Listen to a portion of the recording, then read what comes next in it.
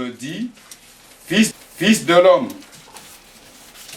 Ézéchiel chapitre 2, à partir du premier verset. Je crois que tout le monde a trouvé le passage. Il me dit, fils de l'homme, tiens-toi sur tes pieds, et je te parlerai. Dès qu'il m'eut adressé ces mots, l'Esprit entra en moi et me fit tenir sur mes pieds.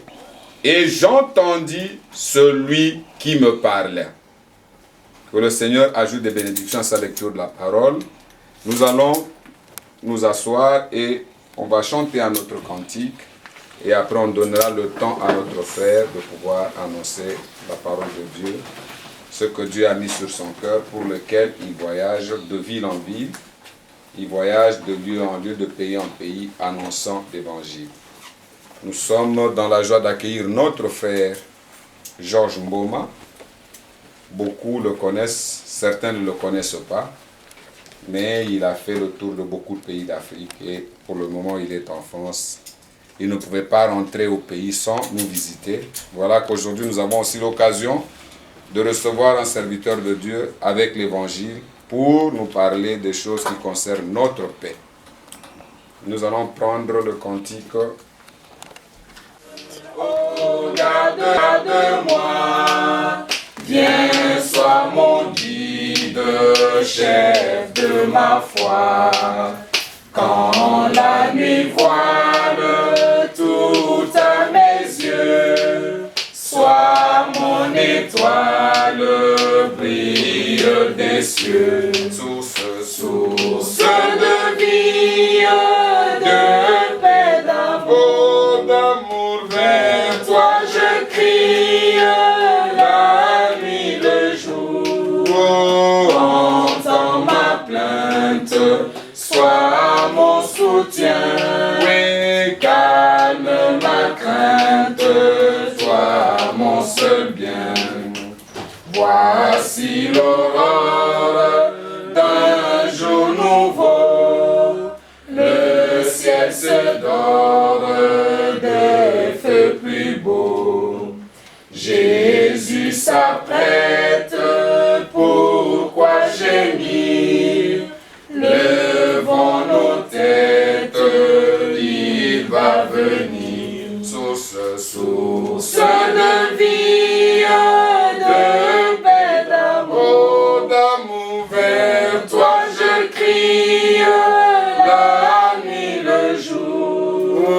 Entends ma plainte, sois mon soutien. Oui, calme ma crainte, toi mon seul bien. Oui, nous avons besoin de ce Dieu qui puisse intervenir dans notre vie.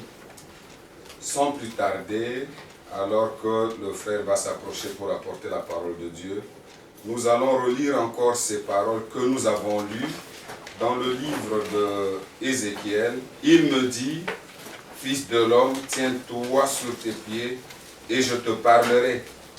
Dès qu'il m'eut adressé ces mots, l'Esprit entra en moi et me fit tenir sur mes pieds. Et j'entendis celui qui me parlait.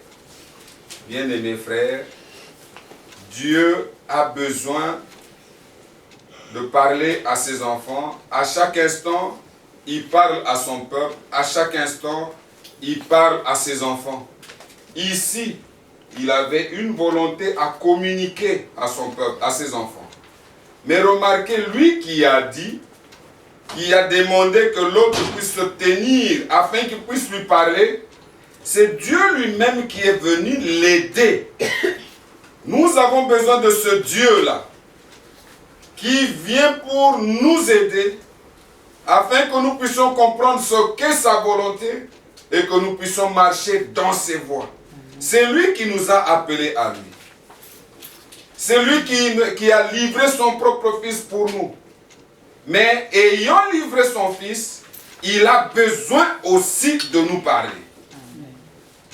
Il a besoin de nous communiquer sa volonté, de nous transmettre ce qui est sa volonté dans notre vie. Mais lui qui veut nous parler et faire quelque chose en nous, lui-même, il vient accomplir la chose dont il a besoin que nous puissions faire. Nous avons besoin de ce Dieu-là. Quelque part dans les Écritures, il est dit, c'est que Dieu nous demande, c'est lui-même qui l'accomplit pour nous. Aujourd'hui, nous avons besoin de son action dans notre vie. Nous avons besoin qu'il puisse intervenir dans notre vie et nous aider à marcher avec lui dans ses voies.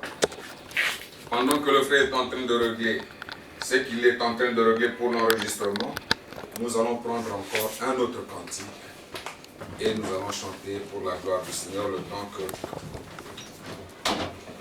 le frère va s'approcher pour nous apporter la parole. On prend dans le livre, toujours page 23, on prend le cantique 77. Après, tu peux laisser, je viendrai fixer ça très bien. Nous chantons cantique 77, page 23. Pour la paix que tu m'as donnée, je te louerai. Je te louerai. 2. Pour la paix que tu m'as donnée, je te louerai. Je te louerai. Pour la paix que tu m'as donnée, mon Seigneur, je te louerai. Je te louerai. Que ferai-je pour toi, Seigneur Jésus? Tu m'as tout donné. Mon Seigneur, je vivrai pour toi toute ma vie. Tu m'as tout donné, toi mon sauveur. Pour la vie que tu m'as donnée, je te louerai. Je te louerai. Pour la vie que tu m'as donnée. Alléluia, je te louerai. Jésus, je te louerai. Que ferai-je pour toi, Seigneur Jésus? Tu m'as tout donné. Tu m'as tout donné. Oh mon Seigneur, je vivrai pour toi toute ma vie. Tu m'as tout donné, toi mon sauveur. Notre frère va s'approcher pour nous apporter la parole de Dieu.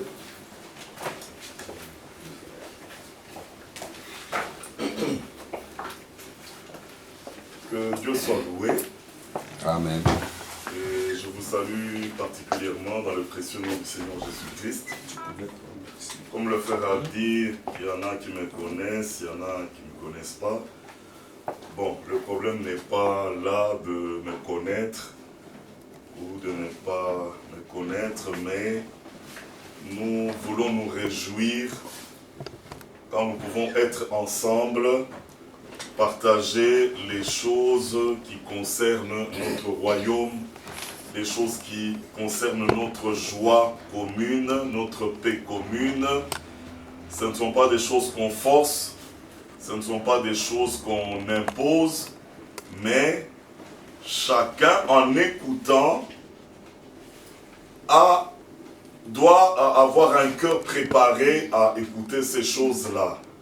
Donc pour moi, c'est une grande joie que je me retrouve parmi vous pour la première fois ici à Nice.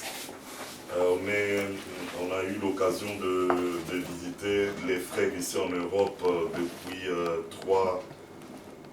ça c'est la 4e année, la 4e fois, mais on n'avait pas l'occasion d'arriver ici à Nice. On se pose parfois la question, mais quels sont les frères, quelles sont les sœurs qui existent ici à Nice? Ben voilà, vous êtes là et ne vous méprisez pas, mais prenez en considération la valeur que vous avez aux yeux de Dieu.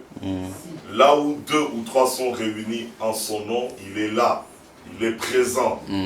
Et celui dont nous voulons voir l'action véritable parmi nous, ce n'est pas mon frère, ce n'est pas moi, pour qu'on dise non, le frère fait une très bonne chose, le frère a commencé une très bonne chose. Non, non, non. La Bible dit que le royaume des cieux ne vient pas de manière à frapper les regards. Mais déjà, il est au milieu de vous. Amen. Et le Seigneur se fraye un chemin par des faibles commencements. Et vous, quand vous vous regardez, vous n'avez pas, vous ne comprenez pas que le Seigneur, le grand Dieu, a baissé ses regards sur la bassesse des hommes que nous sommes. Ça, c'est Marie qui l'avait dit. Mon âme exalte le Seigneur, parce qu'il a baissé ses regards sur la bassesse de sa servante. Et désormais, les générations futures me diront bienheureuse. Pourquoi? Parce que le Seigneur a fait pour moi des grandes choses. On se poserait la question, mais Marie, quelles sont les grandes choses que le Seigneur a faites pour toi? Mais elle, quand elle l'exprime, c'est pas qu'on lui a imposé, Marie, il faut que tu chantes, Marie, il faut que tu loues le Seigneur. Non, elle a réalisé elle-même, du fond de son cœur, elle a réalisé les grandes choses que Dieu avait faites pour elle, et elle dit, mon âme exalte le Seigneur, car il a fait pour moi des grandes choses. Le problème pour l'homme ici sur la terre, c'est toujours ça. Quand le Seigneur agit, quand le Seigneur travaille et veut faire quelque chose avec lui, parfois l'homme ne réalise pas. Il ne réalise pas la main de Dieu qui le touche, la main de Dieu qui veut travailler avec lui, parce que ses pensées sont ailleurs, parce que lui, il s'attend à Dieu d'une autre manière, et il ne saisit pas la grandeur de cette action de Dieu dans sa propre vie. Bon, quand je dis que c'est le drame de l'homme, c'est pour dire que ce n'est pas donné à tous les hommes de réaliser la grâce de Dieu, la grâce que Dieu est en train de leur faire. Vous savez, on a l'impression que Dieu est un Dieu de loin, Dieu est éloigné, ou Dieu est un Dieu de l'histoire. Il avait fait ceci au temps de Noé, il avait fait cela au temps de Moïse. Mais quand on se regarde aujourd'hui, on se dit, bon, mais où ce Dieu-là est-il avec nous? Ce Dieu-là fait-il quelque chose avec nous? On a l'impression que Dieu ne fait rien. On a l'impression que Dieu n'agit pas. Mais nous voulons justement prêcher un Dieu, pas un Dieu de l'histoire, mais un Dieu de l'actualité. Un Dieu qui fait des grandes choses parmi son peuple. Alors, la grande question qui se pose, mais comment reconnaître ce que Dieu est en train de faire?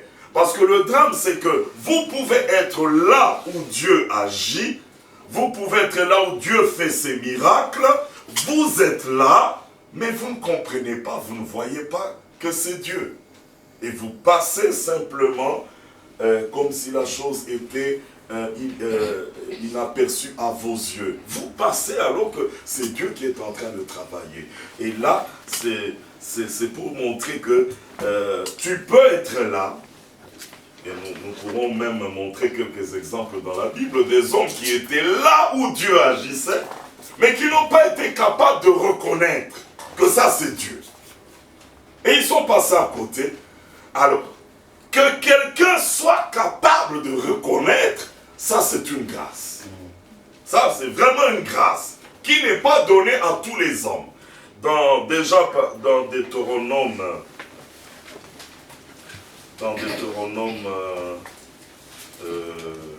29,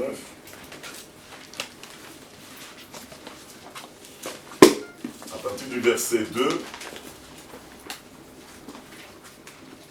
Moïse convoqua tout Israël et leur dit, vous avez vu tout ce que le Seigneur a fait sous vos yeux. Vous avez entendu? Oui, vous avez trouvé le passage. Deutéronome chapitre 29. Je suis en train de lire à partir du verset 2. Écoutez bien, je ne veux pas aller trop vite, même si on n'a pas beaucoup de temps, mais on va être court, mais que ce que vous lisez, que cela soit vraiment compris correctement. Moïse convoqua tout Israël et leur dit, vous avez vu Ah, vous avez vu tout ce que le Seigneur a fait sous vos yeux.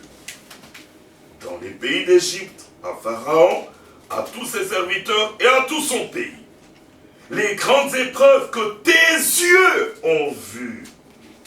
Tes yeux ont vu ces miracles et ces grands prodiges.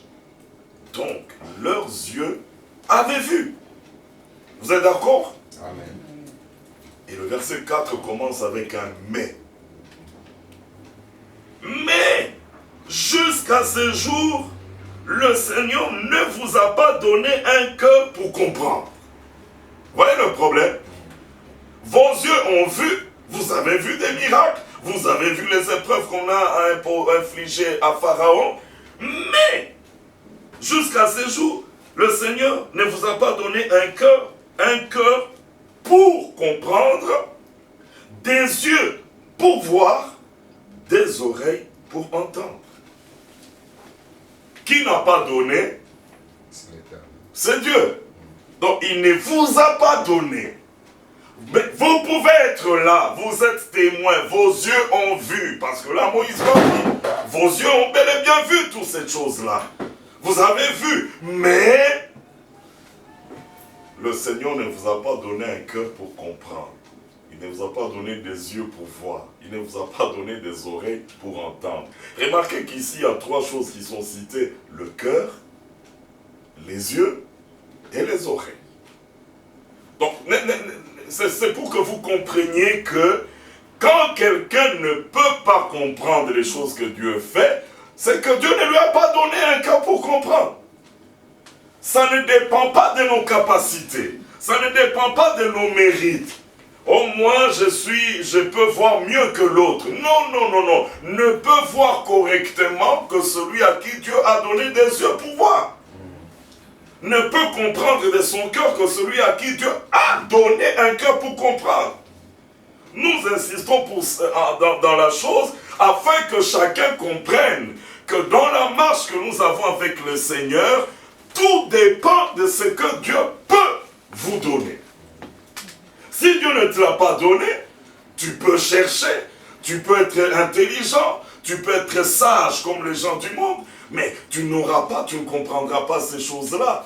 Alors que personne ne vienne à dire que moi, je peux le faire de moi-même. Non.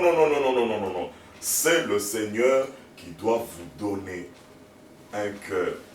Dans l'Apocalypse, quand vous allez, vous verrez, l'Esprit a parlé, mais à la fin, il dit toujours que celui qui a des oreilles pour entendre, qu'il entende ce que l'Esprit dit aux églises. Mais qui a des oreilles pour entendre? L'un va venir pour dire, moi je comprends mieux que les autres. Ah mais non, ici, c'est le Seigneur qui t'a donné des oreilles pour entendre. Dans Ésaïe 42,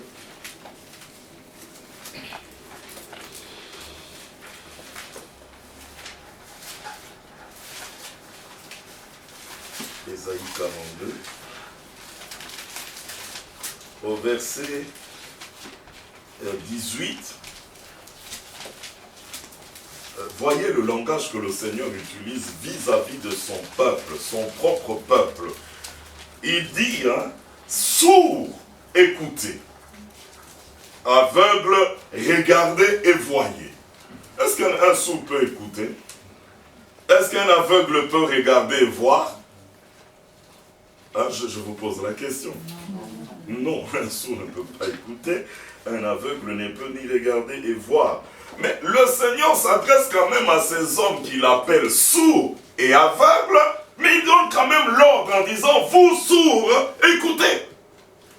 Alors, sachant que le sourd n'est pas capable d'écouter, mais quand le Seigneur, lui, nous l'avons lu dans le passage que le frère a lu dans Jérémie, quand il te donne l'ordre, ça veut dire qu'il doit aussi te donner la force et la capacité de faire ce qu'il t'a demandé de faire.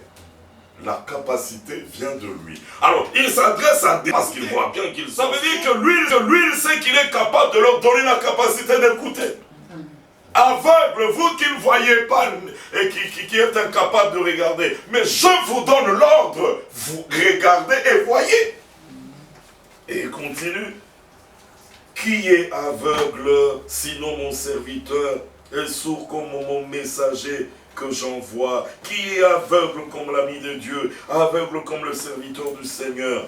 Alors verset 20, tu as vu beaucoup de choses, mais tu n'y as point pris garde.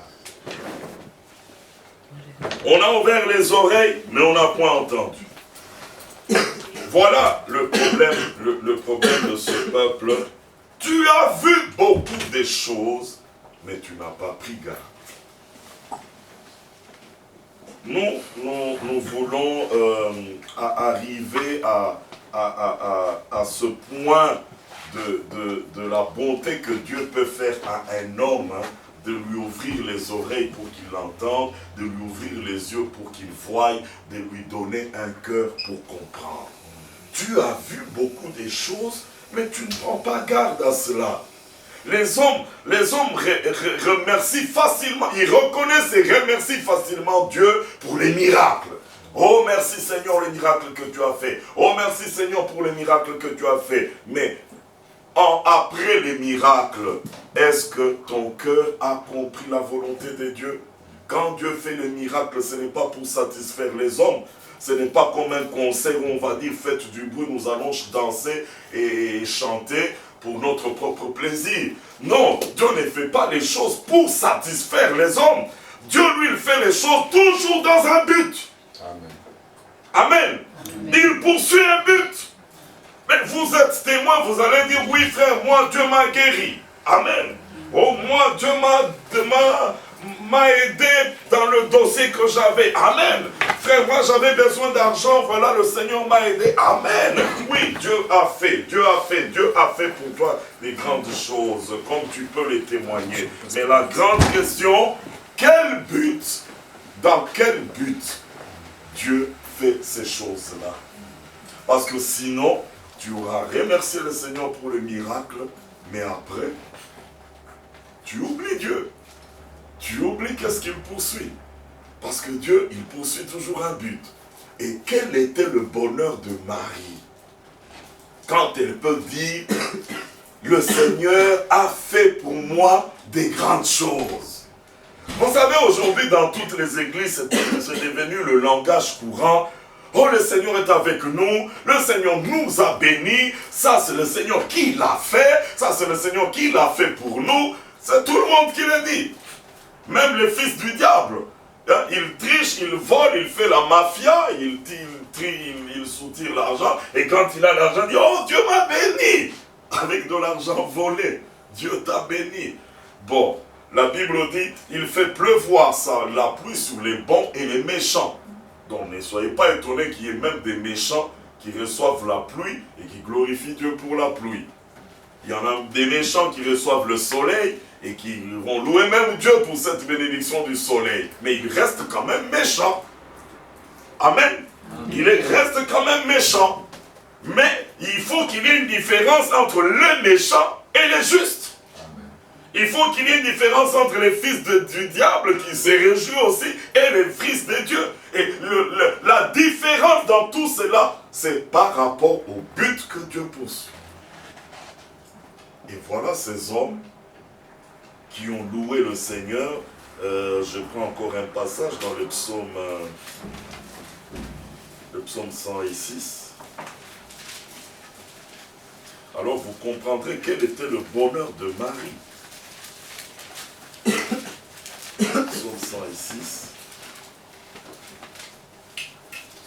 Dans Isaïe, on a dit, tu as vu, psaume 106, hein, je vais commencer à partir du verset 7.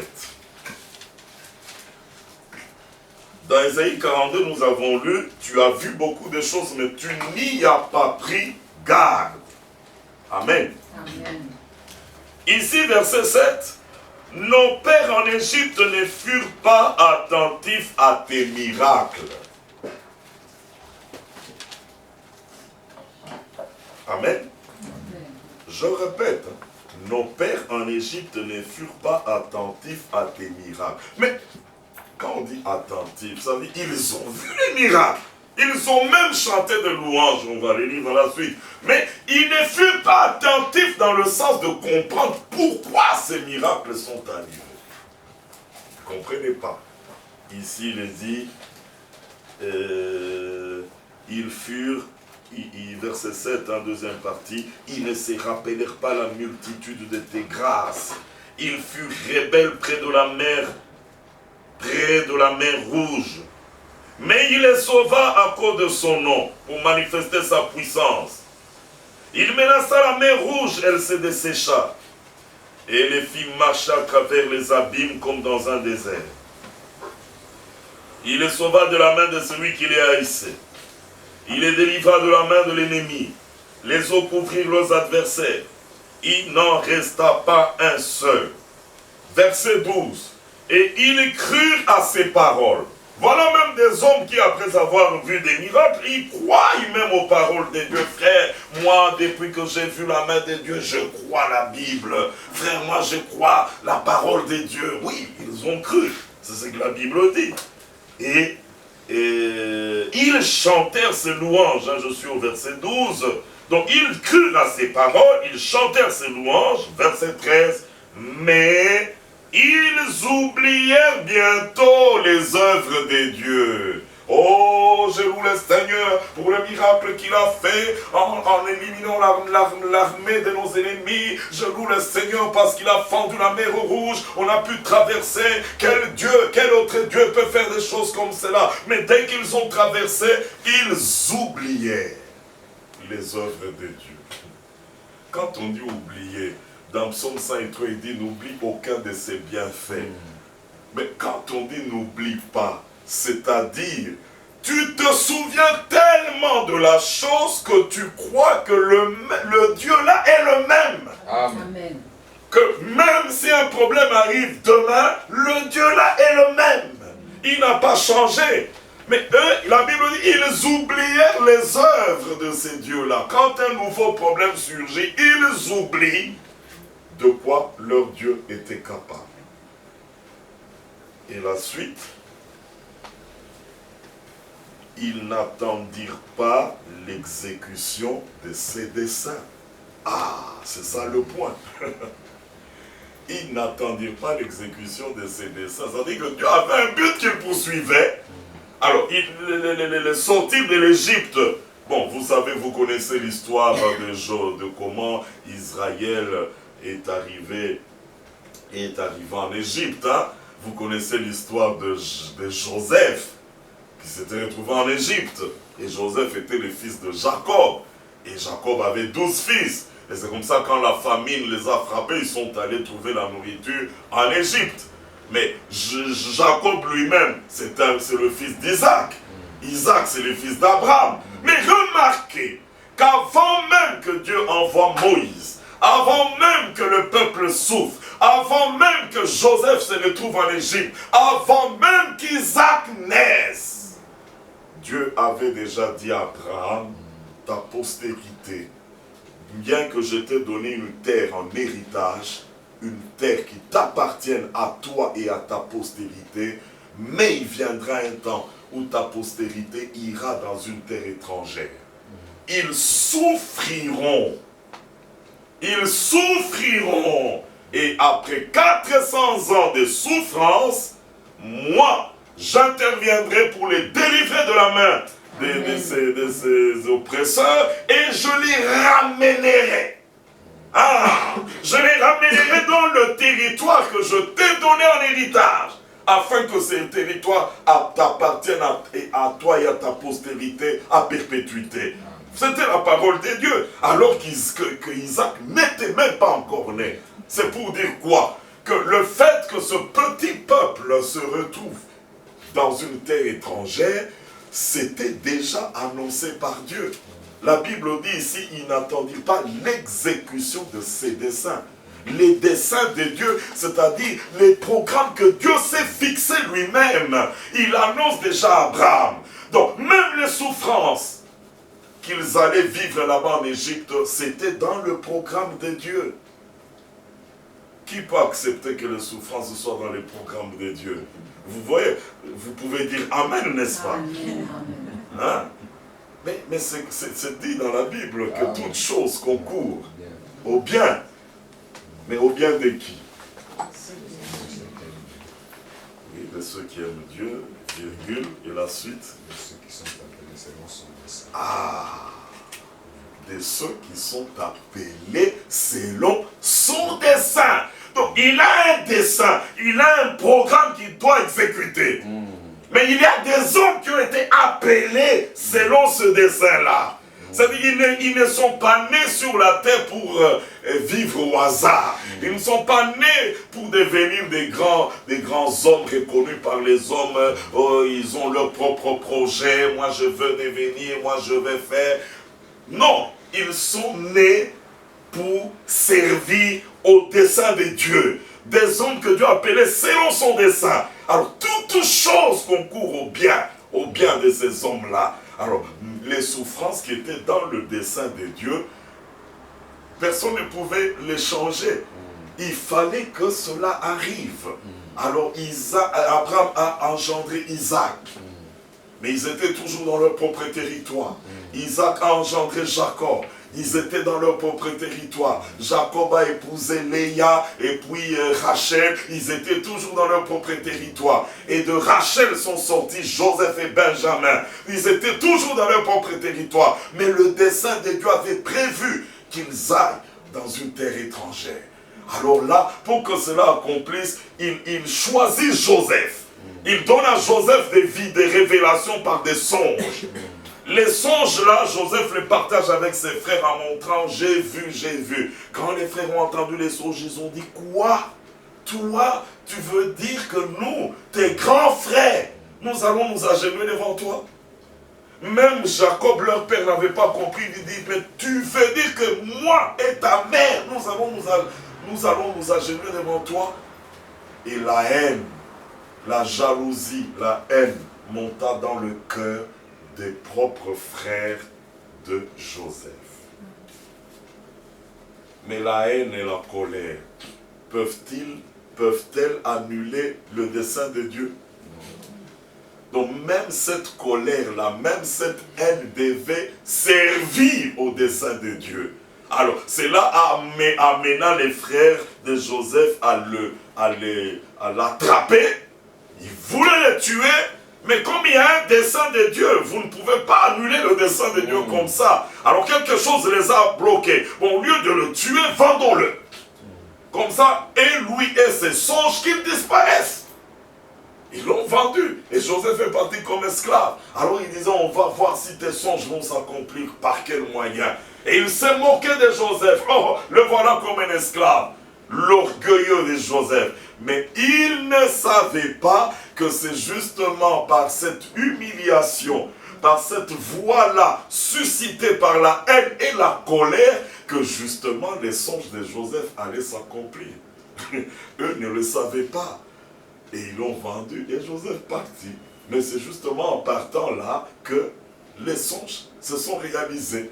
Et le peuple, les frères, en allant chercher la nourriture, ils ont reconnu, hein, c'est quand Joseph a bien voulu se manifester à eux pour leur dire, je suis votre frère que vous aviez vendu. Ah, mais déjà, quand ils ont voulu le voir pour la première fois, ils avaient bien compris que l'homme qui va nous donner l'autorisation d'acheter de la nourriture, c'est un grand chef qu'il faut respecter. Et eux-mêmes en entrant, ils tremblaient. Quelle révérence! Et quand ils sont entrés en présence de Joseph, eux-mêmes se sont agenouillés. En s'agenouillant, les songes de Joseph s'étaient accomplis. Amen. Joseph ne priait pas pour que ces songes s'accomplissent. Joseph ne cherchait pas à ce que ces songes s'accomplissent. Il avait même oublié les songes. Mais quand ça vient de Dieu, vous pouvez oublier, mais Dieu n'oublie pas. C'est ça qui est très bien avec Dieu. Qui peut maintenant commencer à pleurer, oh frère, Dieu m'a oublié. Alors ce Dieu-là ne t'a jamais connu. Nous voulons vous prêcher les choses de manière à ce que vous compreniez à quel Dieu vous avez affaire. que vous compreniez que vous n'êtes pas né pour être n'importe quoi sur la terre, que vous êtes né pour un but. Et le but là se confirme déjà par le fait que vous soyez assis ici, écoutant les choses que nous annonçons. Pourquoi Dieu ne l'a-t-il pas annoncé à d'autres? Pourquoi annonce-t-il ces choses à toi? Mais malgré que tu écoutes, vous savez, l'incrédulité est très étonnante. Hein? On écoute la parole, on dit même Amen, mais dès qu'on sort ici aux escaliers ou à la rue, là, on commence déjà à croire le contraire de ce qu'on vient d'écouter dans la prédication. En tenant un langage ou en faisant des gestes qui contredisent ce qu'on vient d'écouter dans la prédication. Mais c'est ça qui est arrivé avec Manoach. Vous connaissez Manoach? Manoach, c'est le père de ces grands juges qu'on a appelés Samson. C'est la femme qui avait rencontré un ange. L'ange lui a donné des instructions. Tu deviendras enceinte, et l'enfant que tu auras, c'est-à-dire il ne touchera pas à la boisson, ainsi de suite. La femme a dit, attends, j'appelle mon mari, que lui aussi écoute ces choses-là. La femme est allée appeler son mari, viens, il y a un homme qui m'a parlé que je serai enceinte, il m'a donné des instructions sur l'enfant. Le papa Manoach vient lui aussi, et la femme dit à l'ange, répète ce que tu as dit, que mon mari aussi l'entende. L'ange commence à répéter, la femme sera enceinte. Et l'enfant qui naîtra, voici ce que vous ferez sur l'enfant. Vous qui, toi, Manoach, et la maman, la maman de l'enfant, c'est-à-dire ta femme. Voici ce que vous ferez sur l'enfant qui naîtra. Ça veut dire que si Dieu vous a adressé cette parole, pour cet enfant-là qui va naître, il est impossible que vous mouriez avant. Vous avez compris? Il est impossible que vous mouriez avant. Il faut que vous restiez en vie. Même s'il y a la maladie, il y a l'épidémie de choléra, comme ça c'est en train de sévir en Haïti, c'est pas possible que vous mouriez parce qu'il y a une parole de Dieu qui est sortie de la bouche de Dieu pour vous. Mais si vous mourrez, alors Dieu a menti. Mais Dieu ne peut pas mentir. Alors, quand Manoach a entendu, il dit, attends, nous allons t'offrir quelque chose. Ils offrent un holocauste, ils présentent un holocauste à ces personnages-là qui étaient étranges pour eux. Et quand la fumée a commencé à monter, voici le personnage qui monte aussi dans la fumée et qui disparaît. Alors Manoach dit, ah, nous avons vu que nous allons mourir.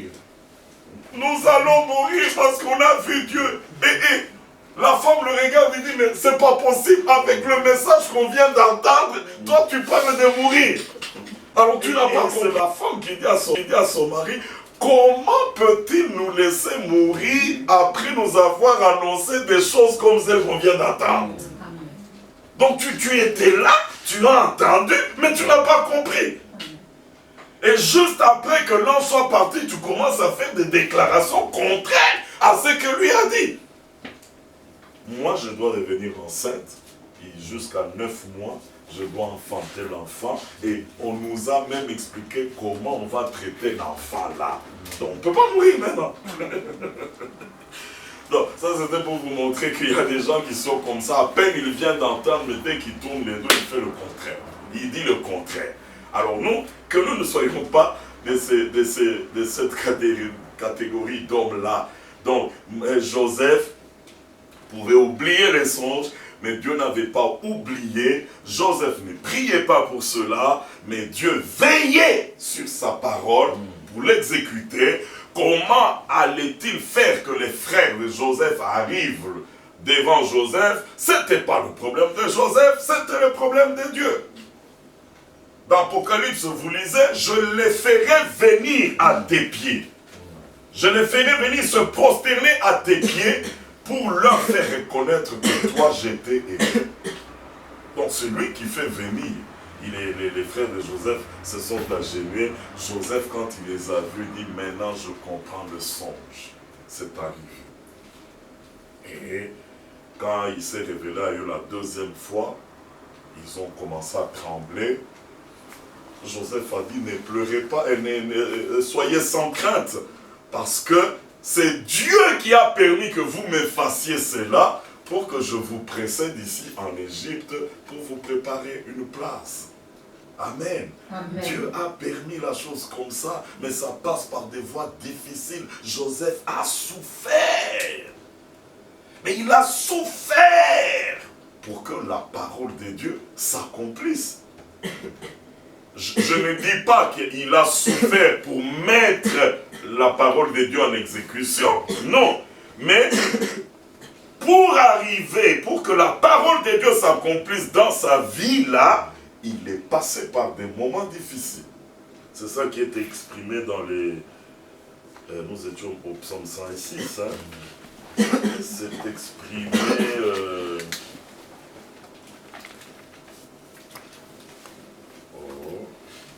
J'avais dit toujours le psaume 106.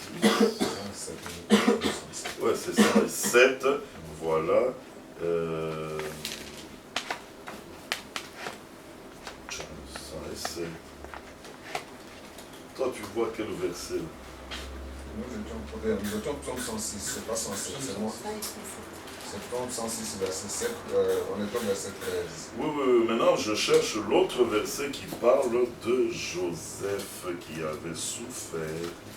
Donc je crois que ça doit être le psaume 105. Voilà, c'est ça, psaume 105. Il dit, bon, c'est toute l'histoire qui est relatée en quelques mots, tout ce que je viens de dire. Hein, verset 11, hein, disant, je te donnerai le pays de Canaan, comme héritage qui vous est échu. Ils étaient alors peu nombreux, très peu nombreux et étrangers dans les pays, et ils allaient d'une nation à l'autre, d'un royaume vers un autre peuple. Mais il n'est permis à personne de les opprimer, et il châtia des rois à cause d'eux. Ne touchez pas à mes oins, ne faites pas de mal à mes prophètes. Maintenant le verset 16, il dit, il appela sur le pays la famine. Il coupa tout moyen de subsistance. Il qui? Dieu. C'est Dieu. Ah, Dieu est capable de faire ça. Hein? Il est capable de couper vos moyens de subsistance. Il est capable d'appeler la famine dans votre pays parce qu'il poursuit un but. Verset 19, verset 17. Il envoya devant eux un homme, Joseph, vendu comme esclave. On serra ses pieds dans les liens, on les mit au fait, jusqu'au temps où arriva ce qu'il avait annoncé. Amen. Amen. Et où la parole de l'Éternel l'éprouva. Ainsi le roi fit ôter ses liens, le dominateur des peuples le délivra, il l'établit seigneur sur sa maison et gouverneur de tous ses biens, afin qu'on puisse à son gré enchaîner les princes et qu'il enseigne la sagesse à ses anciens. Alors Israël vint en Égypte. Vous voyez, c'est écrit dans la Bible, mais parfois on ne fait pas attention à ce qui est déjà écrit. Mais c'est très instructif de comprendre comment Dieu traite avec les hommes qu'il a appelés selon son dessein.